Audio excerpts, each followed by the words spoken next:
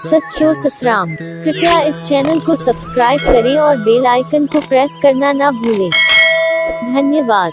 सच्चो सतराम। जैसे एक राजा था, राजा की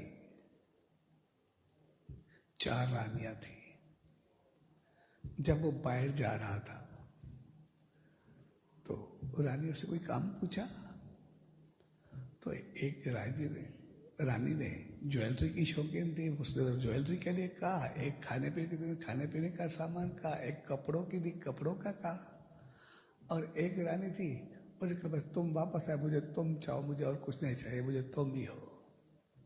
और वो गया। जब वापस आया तो जिसने ज्वेलरी कही उसके लिए ज्वेलरी दिए, जिसने खाने पीने का सामान दिया उसको वही दिया, जिसने कपड़े कहे वो उसको दिए, और जिसने कहा कि मुझे तुम चाहो बस मुझे वही मिले उसको खुद को दे दिया। अब जिसको खुद को राजा ने दिया, जिसका राजा हुआ तो पूरी राजाई किसकी हुई?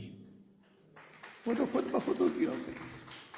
तो इन संतों महात्माओं ने जब हम मांगते हैं कोई ज्वेलरी, कोई और चीज, कोई चाहत, ये परमात्मा को ले लेते हैं, और जब परमात्मा को लेते हैं तो पूरा ब्रह्मांड उनका हो जाता है। फिर जो भी है वो सब कुछ उनके पास कुछ रहता ही नहीं, सब कुछ उनके पास ही रहता है। और फिर जो भी उनके जब मांगते हैं तो ब्रह्मांड में तो है क्या?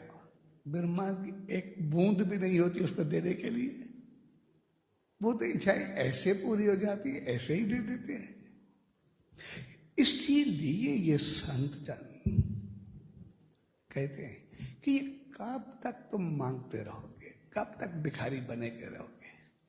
इसलिए जब आते हैं तो कुछ मांगने के लिए आते हैं, लेकिन कोई चाहत रख करके आते हैं, लेकिन उनके अंदर वो हमें महसूस ही नहीं करने देते।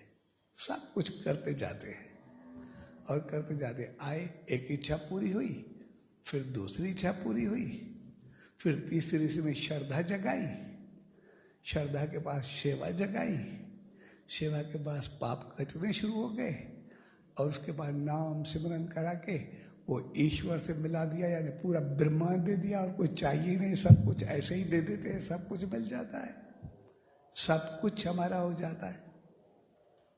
इसीलिए हम जब जाते हैं तो थोड़ा कुछ लेने के लिए, जब वो देते हैं तो पूरा ब्रह्मांड दे देते हैं, पूरा परमात्मा दे देते हैं, और उनसे मिला करके हमेशा अपना बना लेते हैं। तो इसीलिए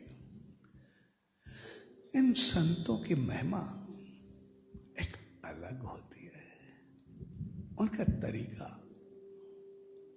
कुछ अलग रहता है, और वो तब तक नहीं छोड़ते जब तक वो पहुंचाते नहीं। इसलिए आने के साथ संदेश भी वही वैसा ही देते हैं कि जब हम स्वामी श्री सतराम दास साहब जी का जन्म हुआ, तो जब उनके जन्म हुआ तो 3 दिनों तक उन्होंने कुछ खाया पिया नहीं, न दूध लिया, न ही कोई छोड़ मीठा लिया, और ऐसे ही मुस्कुराते रहे। तो उनके जो सदगुरु गोदाराम साहब जी थे, तो उन्होंने जाना कि ये बच्चा जो आया है कोई दिव्य शक्ति है।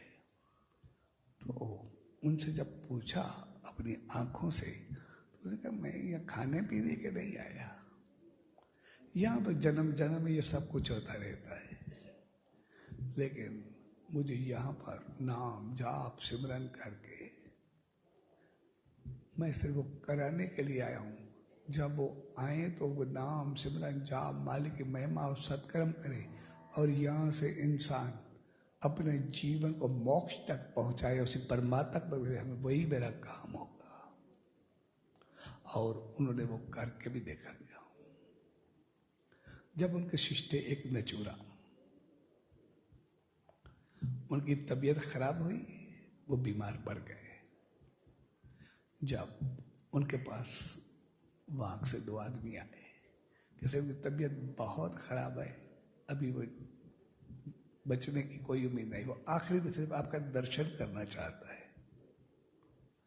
तो साईं ने कहा ठीक है, अभी तो मेहमान आए हुए हैं, बाद में देखेंगे। तो उन्होंने सोचा कि साईं कह रहे हैं, लेकिन वहां पे बचने की तो उम्मीद है नहीं। उनको 2 दिन लगे। उन्होंने कहा कि सही, अभी आप जो भी कहे, हम जाएं या रहे। उन्होंने कहा बेशक जाओ, कोई बात नहीं, और प्रसाद लो और नचूराम को देना। तो उन्होंने सोचा वो तो होगा भी नहीं। जब वो वापस गए तो बाहर से पूछा, उन्होंने कहा हाँ उनकी डेथ हो गई थी, वो मर गया था लेकिन फिर से जाग गया है।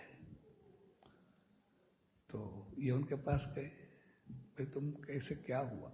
तो उन्होंने जो बताया कि मेरी मौत हो गई, मैं मर गया था, मेरी डेथ हो गई थी, लेकिन जब मैं वहां पे पहुंचा तो धर्मराय के दरबार में जो ये सही सतराम दास का शिष्य है, इनको वहां पे लेके जाओ। मैं वहां गया तो वो विराजमान थे। मुझे देखा, भाई नचू कैसे आ गए? मैंने कहा सही, ये कहा कि तुम्हारी जिंदगी पूरी हो गई, उम्र पूरी हो गई, आ गए हो, लेके आए। तो सही ने कहा नहीं, तुम्हें मोक्ष में अभी कुछ देर है, तुम जाओ, फिर नाम सिमरन करो, सत्कर्म करो, अच्छाइयाँ करो, लेकिन जब हम संसार से आएंगे उसके 6 महीने के बाद तुम्हारी मोक्ष होगा, तुम्हें फिर बुलाएंगे, फिर चले आना, फिर तुम्हारा मोक्ष होगा, फिर तुम वहां पर पहुंचेंगे, हमें जन्म बंधन के मरण के बंधन से छूटोगे। और जब साईं संसार से चले गए तो उसके बाद 6 महीने के बाद उनकी डेथ हुई और सभी को बुलाया और सबके साथ उन्हें विदाई ली और वो चलना बना। तो ये संत जान तब तक नहीं छोड़ते जब तक परमात्मा से मिला के नहीं रखते, वहां पे पहुंचा के नहीं आते।